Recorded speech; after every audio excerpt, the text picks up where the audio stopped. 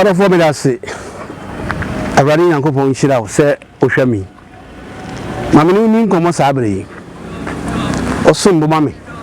te yara me dwene wo ho se ne wo dokase de mame no sabre mame chia Ghana man nyina na mame chia mi an papa na me ta Jehu Akabwa the third doctor na mame chia e papa prophet Dr. Amayaw Church of Pentecost papa me chia mame chia attention followers nyina ene ye hwe media no so a nyama bebre na manfo kire na ye si mu 2019 ya ba na ye na ye kire ena ye hu se meka 2019 po ala mechanic keto abi ye kire dada ansa ye beden ye be jai kakra na ye farming ye kuaye na obi beka se eden na papa paso kire na ye foforo me gina bedu yase eno me meka ho asem da foforo na metu ho na mo na maka ho na mo maka ho asem na ye mu bebre na nkire ekoso no ohwe ezu nya hwe me bo ohwe nya hwe orofo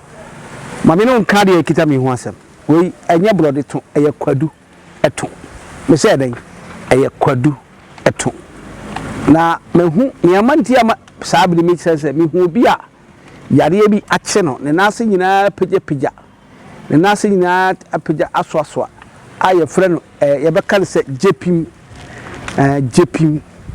na eno na me pese me de ade kire wo kakra jepim na we ye papa emeritus professor Osafo Kantanka me dai suomu no de ade ye hye me nsam se menyi na me mfansa ni pa yare Ninyi mfansa mi papa na we mi sayare ben oso wo mo na ase atata jepin ayamu ye beka se bibi di elephantiastics sana buru ni beka na brofo yesu yesi jepin o se faye na o beka papa de na wo pesa o ka ana wutu futu egu da mini sa time no se futu na betu egu ani na menya hwe mu na so nya hwe ri a ada na me nkonkoda mi didi na me nda tiemi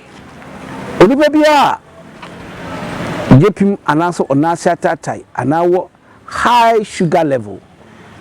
mojabroso say the brofo no sugar level and I got diabetes thank you na oje ho anyi orofo me be chawa duro me be chaw free ha ho me be chaw free me ba chaw kope kwadu tun otia me ma ntofom otia me mane ntofo faade ye fita momode so bete no obi te na wode ade hanki fita ade aso na wakekere ho mfa nche politin bag me pa che kope kuku mpesreba tiawo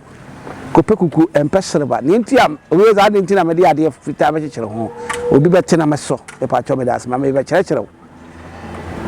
ay sunsumun samum sunsumun sam awum na otwede Nyankopon ayente senea esa yare enti na ahaba yente ne kwanti na ba twetiem o kwase a fa famusa na yokutukum no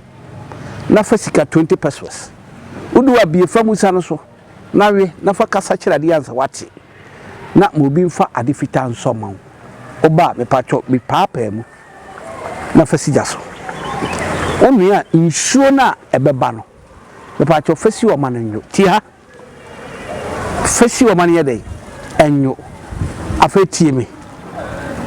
eno ena do ba behoro onan no jepim no afi ahaba ye frɛ ne se nunum oyam si ho oni we huro na ne wi na de nunum no asra onan nyina me patcho to boase we le duane ontum waye first one awie no afi na obayam wi oyam ni nyina wi a wo de famusa no bi afra na de asra nan no me patcho jepim na ayewo no ni nyina be firi ho jepim na ayewo no ni nyina be firi ho afi ni nansa so no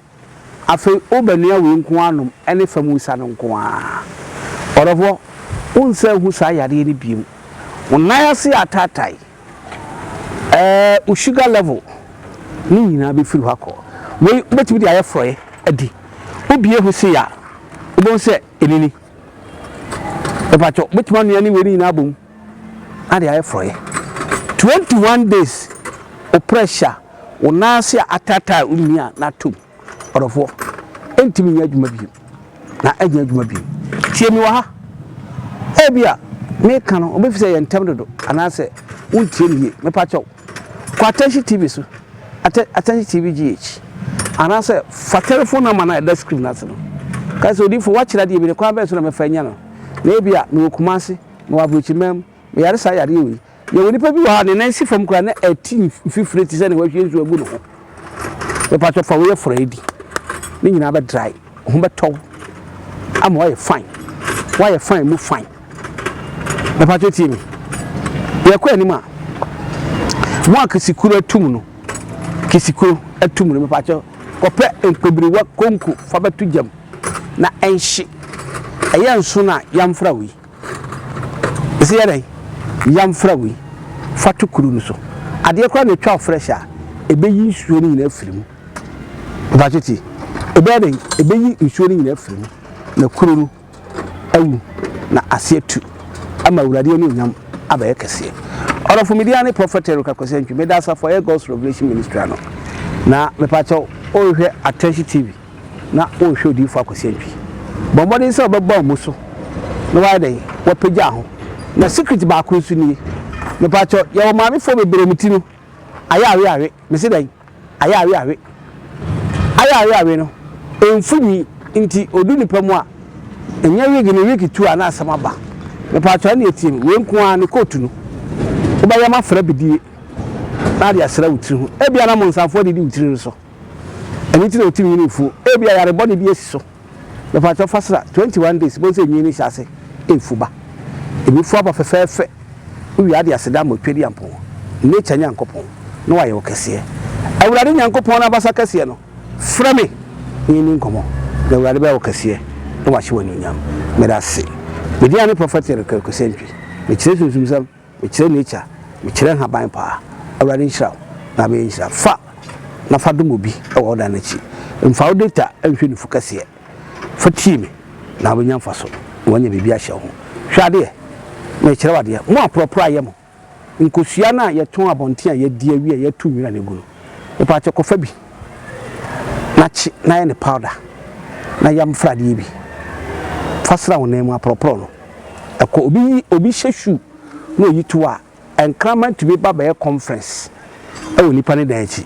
senye se mobo no we inside ankraman fa ko ejamo be fa ko office momone totobi kwachi ne american say fra odifo ade am de achewi na kai so odifo medase nyame nhyirawo bye bye makrao